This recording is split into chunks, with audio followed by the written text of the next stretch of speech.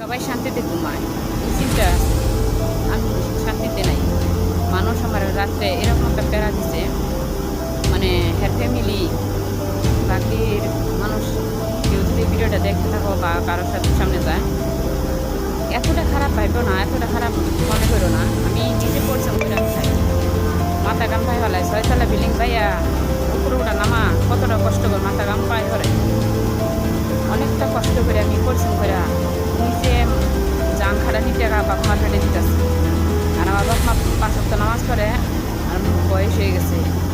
আমি যতই কিছু করি অতটাই আমি নিকষ্ট না।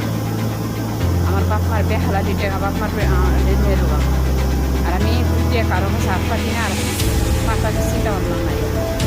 আর আমি আল্লাহ যেভাবে রাখছে মানে অনেক ভালোই আছি। অর্থ সম্পদ দলান করা আমার দরকার নেই। আমি 3 বার দিন খাম।